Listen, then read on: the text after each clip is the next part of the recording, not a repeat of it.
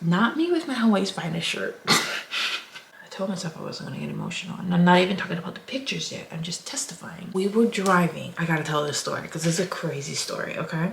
Oh, the flags, girl. Oh, not the flags. I was low-key rebuked by her for something that I had done. Brad has a pack of water here, and then Wes has like an orange and an apple. One morning, he would just sense the presence of God so strongly, and he'd say, "No classes today, y'all. This is where we're gonna be." Yeah. Period. Here we are. Exalt holiness above hype. Okay, you can have hype, but hype is not gonna sustain you. Oh, my friends. Well, you are in for a treat tonight. Or today, or whenever you're watching this video. Thanks for being here. Y'all, we're doing it. I am on my Facebook right now, okay? It's been a day since I've been on Facebook. I'm just not a Facebook girly. But if you want to follow me there, go ahead. But for right now, I'm going to take you through some of my hidden, private, only me albums from my time at Bible school. I told some of y'all over on my Instagram, if you don't follow me there, please do. But I had asked you if you would want me to go through some of those albums and to just kind of share with you my journey there at CFNI. And a lot of you said yeah. So we're doing it now. I attended Christ for the Nations Institute for 2 semesters. I think it was 2013. So the fall of 2013 and the spring of 2014. It changed my life. It changed a lot for me because I had never left Hawaii. Until then, I had never left the state. It's in Texas. It's in Dallas, Texas. Yeah, it was a pretty crazy time, but it was a good time. The whole testimony of going to this Bible school was nuts in and of itself, okay? I kind of want to share that testimony too. So if you want to just jump to the pics, I'll leave the timestamp in the description, or maybe I'll put it on the screen. But let's just start with a little backstory of why Christ for the Nations, and then we'll get into the pics. It was 2012. I think 2012, right? I had just graduated high school in 2011, and there was a couple that had come to our extension, and the wife, she's always been a part of the church, and so they had gone to Christ for the Nations, and just the way he brought the word and the passion and the fire and the zeal behind these two. So I approached them after the service and wanted to know more, a little bit about this school, and they told me it was CFNI, it was Grace for the Nations. I just was like, I'll shoot my shot, and I applied. In between that time, my brother was in California and he had needed a babysitter. Now, my mind's going off, right? Because he's in California, that's halfway to Texas. So I had told the Lord, if I'm going to this school, I'm gonna need an acceptance letter before I leave for California, because I'm going to take everything that I need, or everything that I can take, everything that I'm able to take to college with me from Hawaii, because I'm not coming back. And I was in no financial place where I could afford to buy anything. You know what I mean? So that was the need for the acceptance letter. I needed to know before I left. I didn't have anything saved up. I didn't have no money to go to this thing. I couldn't depend on hopefully getting what I needed, or like the basic things that I needed for my dorm room and for living. So I just needed to know so I could take what I needed to take. Okay, I was just waiting. I had applied. I didn't hear anything. My brother arranged for me to go up. My flight was made, and I still didn't have an acceptance letter. We went to my Auntie Joan's house. This was the day before I left, or I was leaving for California, because all of that arrangement had been made, right? We went to her house, and she needed help with her email or something. So I helped her with that, and then I thought, let me just sign into my email and see if I had gotten a letter. Remember now, no letter up until this point. And I'm like, Lord, I need to know if I'm going to this school, and I need an acceptance letter before I leave. I'm checking my Gmail. First unread, and the only unread message in my Gmail was an acceptance letter for CFNI. Cried my eyes out. I knew that I was going, and I knew that I needed to take what I could so that I didn't have to buy anything up there or figure out how I was going to get anything up there. And yeah, I was sent off. I was in California for a bit, helped my brother, and even there I was still freaking out because I still didn't have any money. I still didn't have any way to get to the school. Thankfully, my brother helped me out and booked my flight to Dallas a couple days before I had to leave, and he had bought me all of this stuff. He had bought me all this school stuff, the laptop, the hard drive, paid for my ticket there, and I told myself I wasn't gonna get emotional. And I'm not even talking about the pictures yet. I'm just testifying. You know, I was reaching out here and there, family, whoever could help me out, because I was depending on them for everything. You know, I didn't have anything. I had no savings, just a broke 20-year-old fresh out of high school. And I had worked, but again, I had no intention of going to the school and saving up for a school. Yeah, so I had reached out to a family member, and they graciously paid for my whole semester. Completely paid off. I didn't have to worry about anything that first semester, and my God. I didn't end up leaving the college with a degree. I don't have any credentials from it, but might not make any sense to say that within me, my faith, it's changed everything. That experience and that way that this family member made for me completely changed my life, and I'll always be grateful. So with all that being said, let me start screen recording. Are we live? Okay, we're live. And here it is. What album should we go into first? Okay, no. Okay, Winter was during my time in Pennsylvania. The actual one will probably be this one, Destiny. All right, oh gosh, okay, we're in. Not me with my Hawaii's Finest shirt. Getting baptized. This wasn't at Agape. This was at Mary Martha. So it's me there, it's Heather right here in this little crook here, and then our friend Barbara is over here on the other side getting baptized. So the three of us got baptized at the same time. There we are. I miss these girls. Now we're moving on. Oh my goodness. Okay, so Snyder, that's where we're going. We were taking a road trip to a church in Snyder, which was like legit in the middle of nowhere. I mean, it was in the middle of nowhere, guys. It was in the middle of nowhere. Gosh. Okay, Maddie.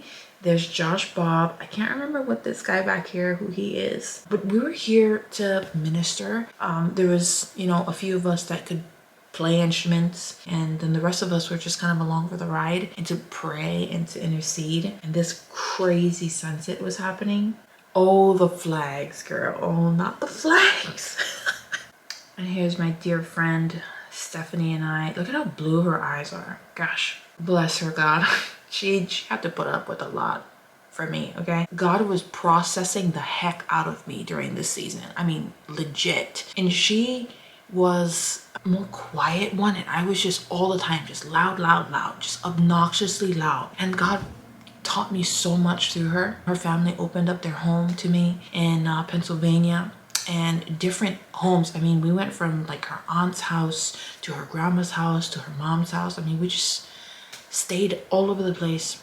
And I will never ever forget just the season and the time that I had there with her and her family. And gosh, I even went out of country with this girl. I went on my first missions trip with this girl here, and it was because of this girl. Her uncle, I think, or her cousin was connected to a ministry, or his ministry was connected to this place in Honduras, Central America. Her family made the way. The connection with her was what opened up the door for me to get my very first passport. The whole latter half of my experience at Christ for the Nations was thanks to this girl and thanks to her family.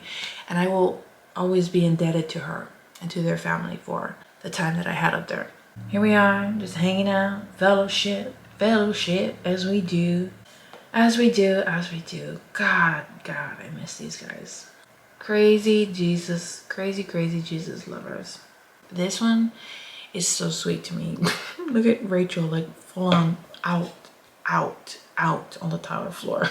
And then Maddie roaring like a lion. The acoustics in this hallway, top tier. Someone was playing the guitar and we were just worshiping. Y'all, the perks of going to a Bible school. You literally worship anywhere, anytime of the day, any time of the night.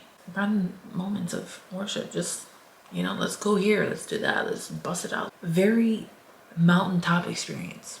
It's wonderful. Not practical, at least for your everyday day-to-day life, especially now as a mom. I mean, no way. I mean, I would like to. You could possibly, but not like this, because we were there for hours.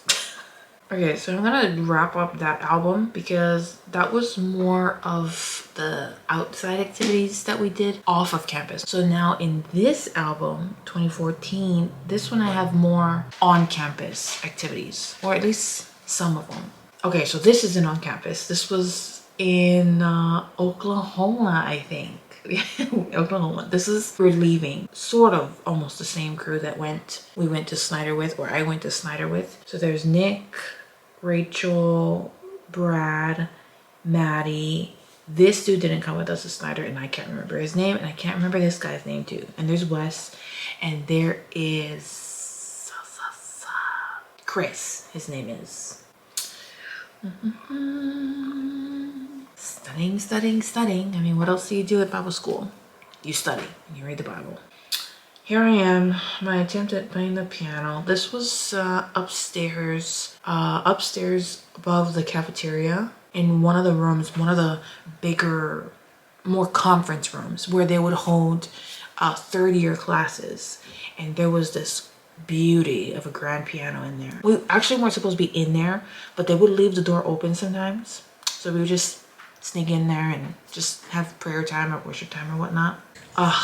So this one is a conference for girls, ladies conference or something like that. I think this was, yeah, this is 2014. Okay, so this was during the spring. This was also, I don't think the picture is in here. Yeah, the picture's not in here. Actually, I was trying to find it and I couldn't find it, but it was a picture of me and Miss Sharon Hobbs. And Miss Sharon Hobbs was she pretty much oversaw the prayer room. I was low-key rebuked by her for something that I had done. What happened? There was like a sign-ups for a conference, and it was for the Voice of Healing conference. She was looking for volunteers because she held a class in the prayer room. Intercessory prayer. That's what the class was for. And she was opening up volunteers for the Voice of Healing conference because I don't know if you know who Heidi Baker is, but she was coming to the Voice of Healing conference. But anyway, the picture was Sharon praying for me at this event. She had these poster size images, and what she did was she kind of opened it up for a time of prayer where, you know, she was going to call on individual women that she just felt like the Lord had impressed on her to call forward and to pray for and to bless. Now remember, this is the same lady that rebuked me, okay? But she told me to meet with her afterwards, and so I did, and I had met her a couple hours before this event had started. First of all, I apologized, and I was just new to this whole thing, and I had done something out of order, and I had asked for her forgiveness, and I was just there to learn. I really was just there to learn. And so she asked me what church I was. She knew who my senior pastor was. My senior pastor was on the board for the school. I had no idea. I mean, I was just like, I didn't know nothing, clearly. Just had a moment to connect, and she apologized as well for doing it the way that she did, but I didn't care. I was like, whatever, I'm just learning. I'm just here to learn, you know? And I'll take whatever correction I can get. Because I knew that her heart was pure in doing it. And the fact that she even wanted to meet with me afterwards and the way that she communicated the blessing that she put on me that night changed my world, changed my life. And I'm like, okay, well, I'm sure there are so many others here who you probably know better than I do, than you know me, that are probably more worthy of this blessing for the fire. But I'll take it. Thank you. Some crazy stories. I don't think I've ever shared that with anybody either. I've wanted to because of the picture, but I can't find that picture. It's literally me holding the poster, the sign, and her laying her hand on me and she's praying for me. But the big flame on the poster changed my life. This is me and my friend Kavika, and I think that's his brother. LNL Hawaiian Barbecue in Dallas, Texas. Oh, wow. Okay. This, yeah, I don't know. I might want to frame this picture. This is the green room. So this is if you're facing the stage in the, what is it called? What is it called? the main area where first years have their classes. If you're facing the stage, it's to the right. And every morning, this man right in the middle, who we are all laying hands on, has prayer times or teaching or pretty much just like early morning prayer. Michael Massa. I'm gonna go as far as to say is my spiritual father. I mean, thank God for him. I was just on the phone with him a couple weeks ago. I am so grateful for his voice in my life. And one of the students just felt led to pray for him, and so that's what we're doing.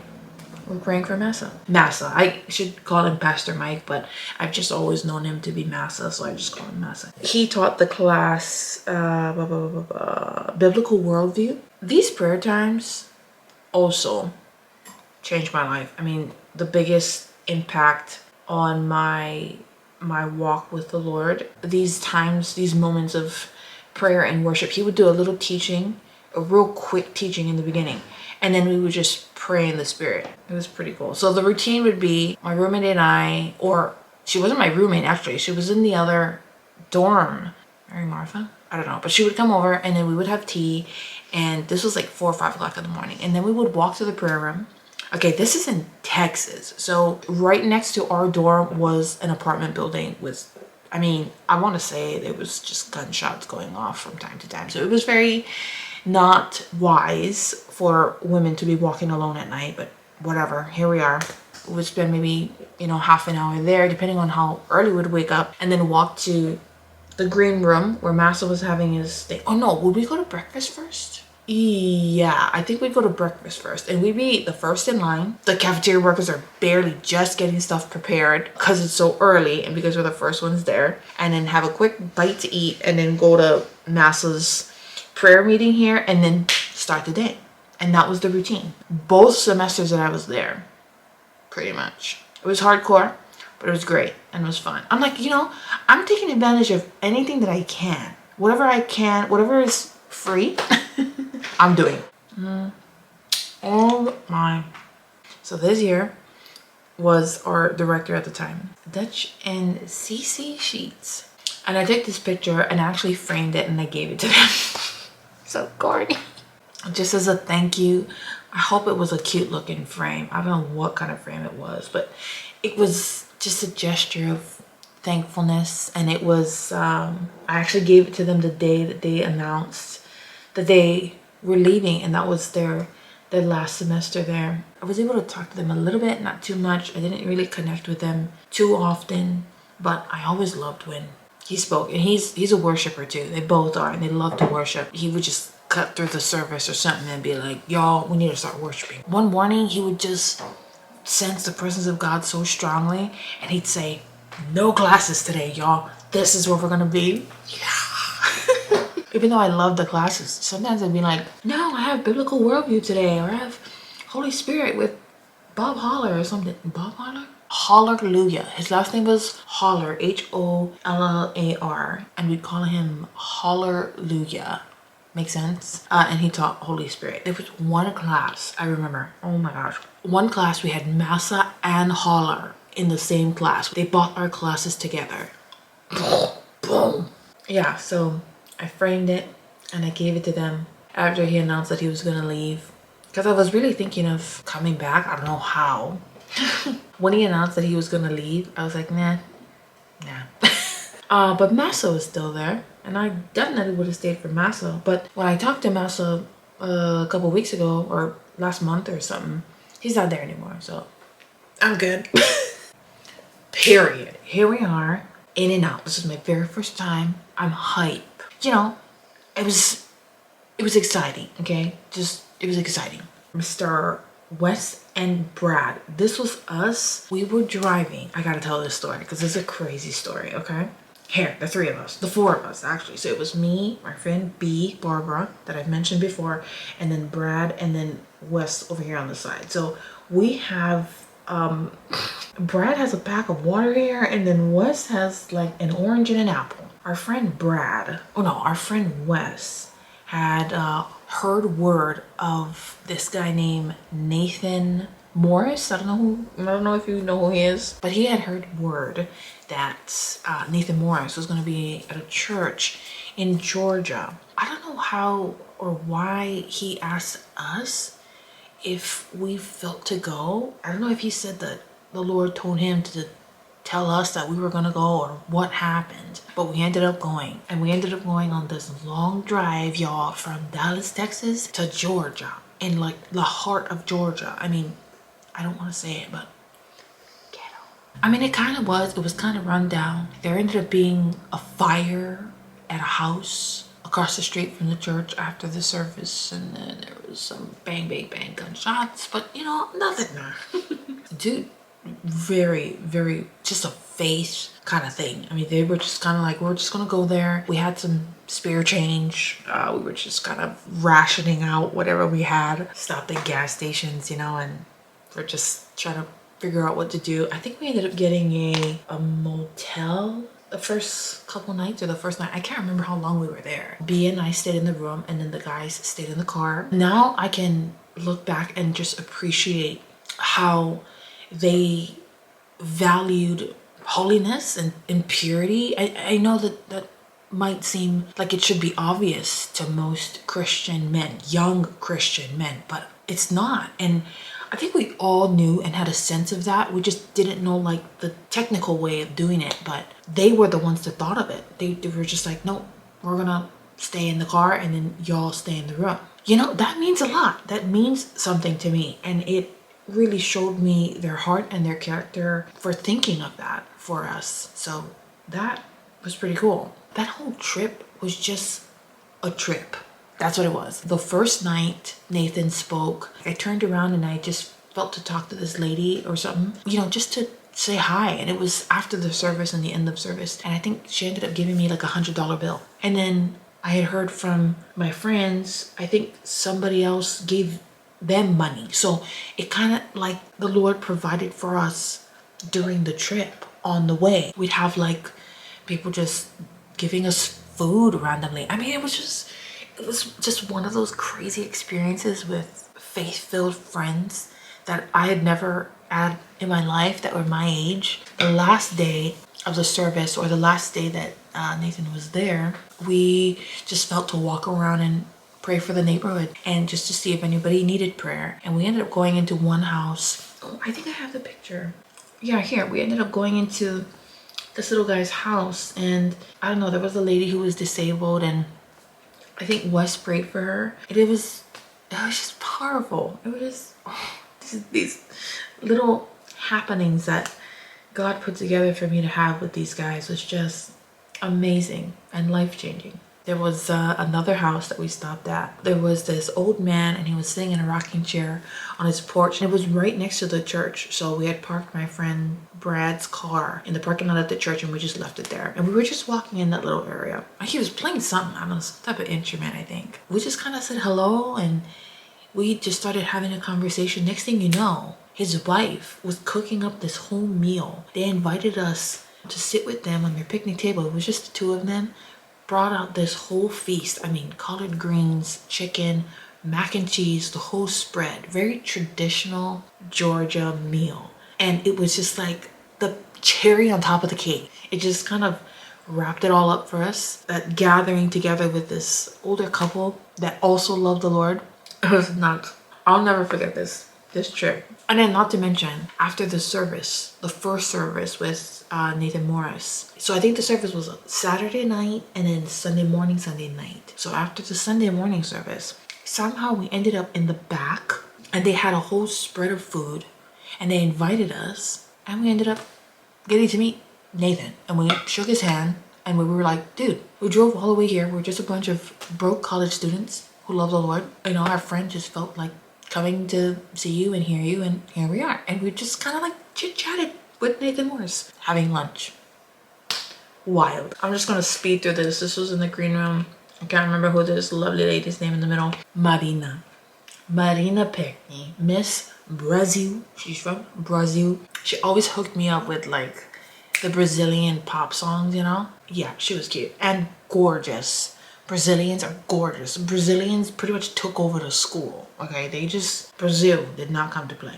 Oh, oh my gosh, you guys, I forgot about this. Okay, this is at Chuck Pierce's church. I can't remember where, but it's in Texas, but it's quite a ways away from school campus. But it was my birthday weekend, and Easter ended up falling on my birthday this year, and Chuck Pierce was having this whole celebration, right? And the way that he has his church, I mean, not to mention where they meet inside, it's humongous. I mean, it's like an arena. The campus grounds, I mean, he got camels over there, okay? He got camels. He has paintings, I mean, just paintings lined the hallway. Every hallway you were in, it was lined with all the prophetic stuff, all the prophetic things, okay? Here's a bunch of other faith-filled, crazy Jesus freaks, okay? This one is very near and dear to my heart because this is us ministering in Honduras. We're at one of the churches somewhere deep in the boonies. I mean, yeah, it was pretty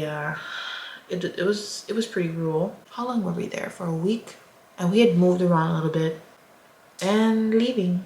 This was leaving Pennsylvania, the Pittsburgh airport. I think I was going back to, yeah, I was going back to California. It was pretty it's a pretty hard day because I just felt like everything was coming to an end. That whole chapter in Texas and Pennsylvania was coming to a close, and she was the lifelong connection that I had made from the beginning till that time till I left. And yeah, I'll never forget it. Yeah, kind of nostalgic thinking back on it now, but it was just a great setup for what later would become my life now and the foundation of what I have now. Which is funny because after all of that though, okay, let's just keep it 100. After I come back from Bible school, I went back to my little town and everything just, right, went back to normal again. One of the things that they would always drill in us is, especially Dutch and Massa, they would always tell us, you know, this is just the highlight, okay? This is not normal. This is not what your everyday local church looks like, where it's all smoke and mirrors, but just the atmosphere of being around people that also love Jesus, who are all learning pretty much the same thing, who all sort of see similarly and all that kind of stuff. That's just not normal. But then when you go back, that's when it really counts. And that's what they would always drill in us. That's what really counts. That's what really matters when you return home.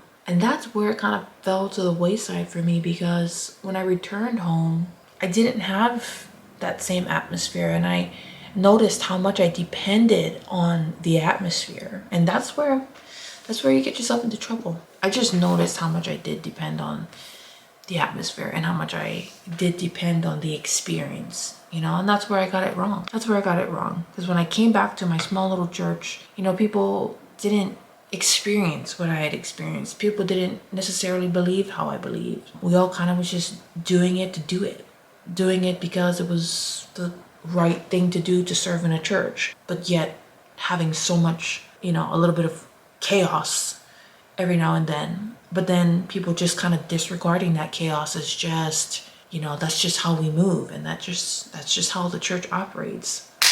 No, God does not move in chaos, okay? And there needs to be some type of acknowledgement that this is not okay, work to improve from that point on. Because sometimes I just think we let things go so passively as Christians, like that's just what happens.